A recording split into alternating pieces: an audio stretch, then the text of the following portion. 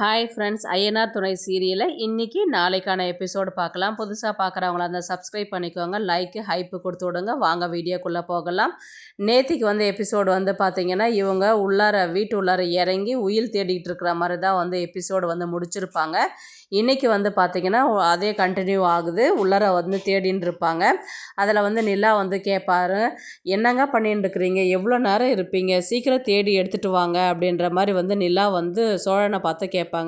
சோழன் என்ன சொல்லுவார்னா, நீங்கள் மேலே இருக்கிறீங்க, ஜாலியாக இருக்கிறீங்க, நான் தானே சுற்றி சுற்றி தேடின்னு இருக்கிறேன் அப்படின்ற மாதிரி அவர் சொல்லுவார் பதில்.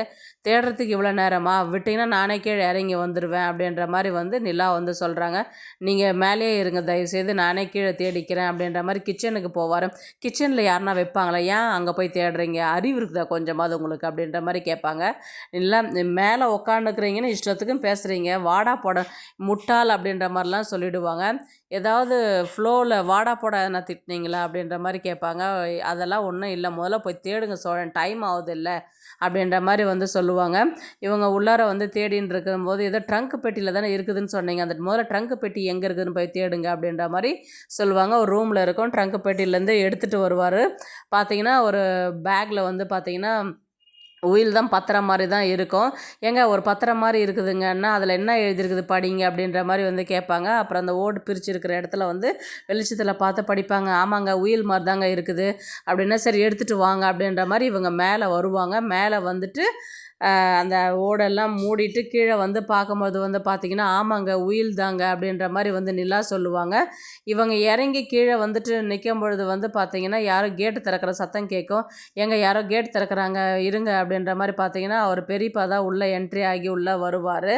அவர் வேற ஒரு ஆள்கிட்ட பேசிக்கிட்டே வருவார். இந்த மாதிரி அப்பப்போ நைட்டில் செக் பண்ணணும், இல்லைன்னா அவனுங்க எமகாதானுங்க வீட்டு உள்ள பூட்டை உடச்சிட்டு வீட்டுள்ள தங்கினாலும் தங்குவானுங்க, அதை தான் பார்க்குறதுக்கு வரேன் அப்படின்ற மாதிரி தான் இவங்க 2 பேரும் உள்ளே வருவாங்க. இவங்க 2 பேரும் வரதை பார்த்துட்டு சோழனும் நிலாவும் போய் மறைச்சிக்குவாங்க.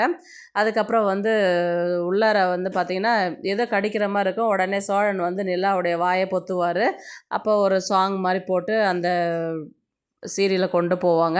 அதுக்கப்புறம் இவங்க பின்னாடிலாம் பார்த்துட்டு இவங்க டோரை க்ளோஸ் பண்ணிவிட்டு போயிடுவாங்க. அவங்க கிளம்பி போயிட்டாங்க, வாங்க போகலாம் அப்படின்ற மாதிரி மறுபடியும் கேட்டு ஏறி குதித்து கீழே வீட்டுக்கு ஹோட்டலுக்கு போகிற மாதிரி தான் காமிப்பாங்க. ஹோட்டலில் போயிட்டு நைட்டு தூங்குறதுக்கு பார்த்திங்கன்னா, இவங்க நிலா ரூமில் பார்த்திங்கன்னா உள்ளார போவாங்க. நீங்கள் வர வேண்டாம், நீங்கள் போய் உங்கள் ரூமில் படுங்க அப்படின்ற மாதிரி நிலா சொல்லிவிட்டு உள்ளார போவாங்க. அதுக்கப்புறம் யாரோ முனகிற சத்தம் கேட்குது, யார் வாய்ஸ் இது, சோழன் வாய்ஸ் மாதிரி இருக்குது அப்படின்னு சொல்லிட்டு டோரை ஓப்பன் பண்ணி பார்க்கும்போது பார்த்திங்கன்னா வெளியில் ஹாலில் படுத்துட்டுருப்பார் சோழன் ஹோட்டலில்.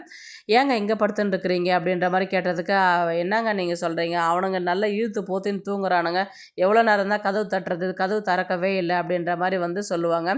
இங்கே நீங்கள் படுத்துக்கிட்டு இருந்தீங்கன்னா ஹோட்டலில் ஊழியர்லாம் நீங்கள் குடிச்சிட்டு தான் இங்கே படுத்துட்டுருக்குறேன்னு நினைப்பாங்க, தயவுசெய்து உள்ளே படுங்க அப்படின்ற மாதிரி நிலா சொல்லுவாங்க. நிஜமாக தான் சொல்கிறீங்களா, நான் உள்ளே படுக்கிறேன், அதுக்கப்புறம் வெளியில் துரத்த மாட்டிங்களே அப்படின்ற மாதிரி சோழன் கேட்பார். வாங்க அப்படின்ற மாதிரி படுப்பாங்க. இவர் நேராக போயிட்டு பெட்டில் தான் உட்காருவார். ஏங்க பெட்டில் எல்லாம் நான் மட்டும் தான் படுப்பேன், நீங்கள் போய் கீழே படுங்க அப்படின்ற மாதிரி பெட்ஷீட்டும் தலைக்காணி எடுத்து கொடுத்து விடுவாங்க.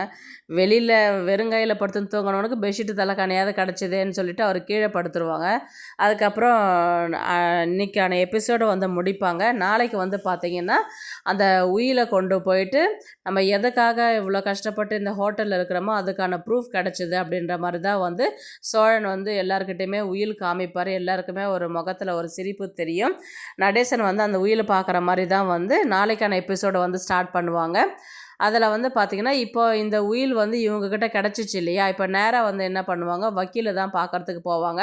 எங்ககிட்ட ப்ரூஃப் இருக்குது, இப்போ இந்த கேஸை நீங்கள் ஃபைல் பண்ணுங்கள் அப்படின்ற மாதிரி தான் நிலா வக்கீலை பார்த்து பேசுகிற மாதிரி இருக்கும். இப்போ நடேசன் இப்போ இந்த ப்ரூஃப் வந்துடுச்சு இல்லைங்களா, இந்த ப்ரூஃப் அவங்கக்கிட்ட கூட்டிகிட்டு எடுத்துகிட்டு போகணுன்னு காமிச்சா அவங்க அண்ணனும் தங்கச்சும் அதை பிடுங்கிக்குவாங்க. அதனால் ப்ரூஃப் இல்லாமல் எந்த தைரியத்தில் என்னை வீட்டை விட்டு அனுப்பின இல்லை நீயே, இப்போ நீ கேஸ் போடுறா, நான் பார்த்துக்கிறேன், நான் அந்த வீட்டில் நீ இருக்கிறியா நான் இருக்கிறேன் நான் பார்க்குறேன்னா அப்படின்ற மாதிரி நடேசன் போயிட்டு நேராக அவங்க அண்ணங்கிட்ட தான் சண்டை போடுற மாதிரி தான் காமிப்பாங்க. உடனே நடேசனுடைய அண்ணன் என்ன நினைக்கிறேன்னா, இவன் இந்த அளவுக்கு தைரியமாக பேசுகிறான்னா எதுவுமே இல்லாத இவன் பேச மாட்டான், ஏதோ அவனுக்கு கிடச்சிருக்குது போல், அதனால தான் இந்த தைரியத்தில் வந்து நம்மக்கிட்ட இவ்வளோ சண்டை போடுறான் அப்படின்ற மாதிரி வந்து இவர் நினைப்பார். உடனே வந்து இதை வந்து நம்ம தங்கச்சிக்கிட்ட தான் டிஸ்கஸ் பண்ணணும், இவங்ககிட்ட போய் டைரெக்டாக கேட்டால் இவன் சொல்கிற மாதிரி தெரியாது, அவன் பசங்களும் சொல்ல மாட்டாங்க, இல்லைன்னா நம்ம வக்கீலை பார்த்து பேசலாம் அப்படின்ற மாதிரி தான் வந்து நாளைக்கான கதையை வந்து கொண்டு போவாங்க. இந்த வீடியோ பிடிச்சிருந்தா லைக் பண்ணுங்க, நம்ம சேனலை சப்ஸ்கிரைப் பண்ணுங்க. உங்க ஆதரவு ரொம்ப முக்கியம். நன்றி.